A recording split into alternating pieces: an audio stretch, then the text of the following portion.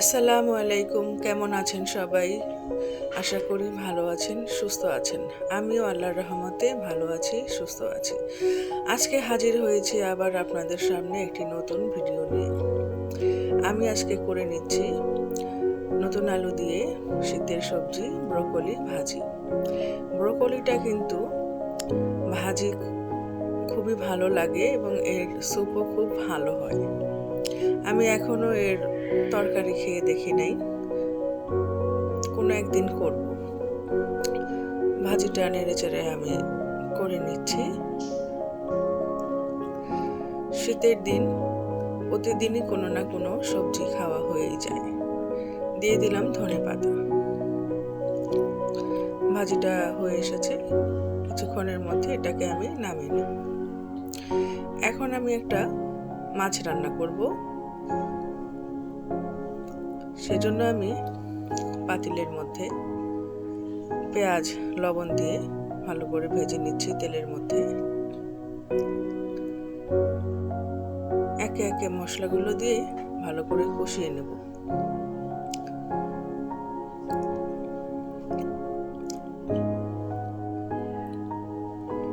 ভালোভাবে নেড়ে চেড়ে মশলাগুলো মিশিয়ে কষিয়ে নিচ্ছি। সামান্য একটু গরম পানি দিয়ে নিয়েছিলাম। এখন আমি দিয়ে দিচ্ছি আলুটা ভালো করে কষানো হয়ে গেলে এর মধ্যে আমি মাছগুলো দিয়ে রান্না করে নেব। আলু কষানো হয়ে গেছে। এখন আমার কাছে একটা বেগুন ছিল, সেটাকেও কেটে দিয়ে আমি কষিয়ে নিয়েছি। এখন আমি এখানে দিয়ে দিচ্ছি বাটা মাছ।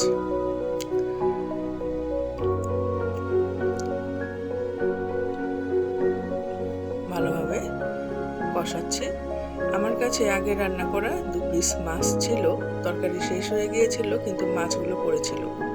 সেই মাছগুলো সঙ্গে আমি দিয়ে দিচ্ছি। একটু গরম পানি দিয়ে নিলাম। এখন এটাকে আমি ভালোভাবে রান্না করে নিব।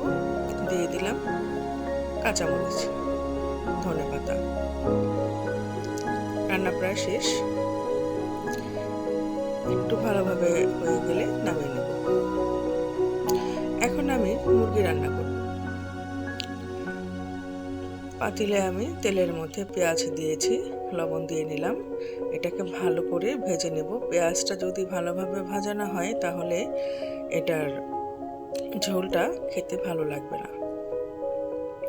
পেঁয়াজটা ভালোভাবে ভেজে নিতে হবে, তবে এটার ঝোলটা টেস্ট খুব ভালো আসবে।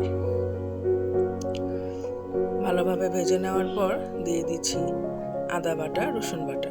আমি আবার আদা আর রসুন একসাথেই পেস্ট করে রাখি। দিয়ে দিচ্ছি গরম পানি। এখন বাকি মশলাগুলো দিয়ে নিলাম। মশলাগুলো দেওয়া হয়ে গেলে আমি ভালোভাবে কষিয়ে নেব। কথায় আছে, রান্নার স্বাদ হয় কষানোর ওপর। আপনি যত ভালোভাবে কষাতে পারবেন আপনার রান্নাটা ততই ভালো হবে। সবসময় রান্নার সময় ধৈর্য সহকারে মশলা কষিয়ে নেবেন। দিয়ে দিলাম মুরগির মাংস। একটু কষানো হয়ে এলে আমি আগে থেকে ভেজে রাখা আলুগুলো দিয়ে নিলাম। দিয়ে দিচ্ছি গরম মশলা।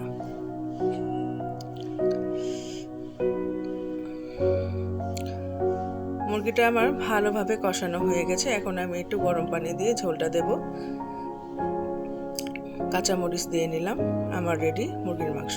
পরিবেশন করে দেখিয়ে দিচ্ছি। আজকের ব্লগটা ভালো লাগলে সাবস্ক্রাইব করে নেবেন, লাইক করে দিবেন। আজকে এ পর্যন্তই। খোদা হাফেজ।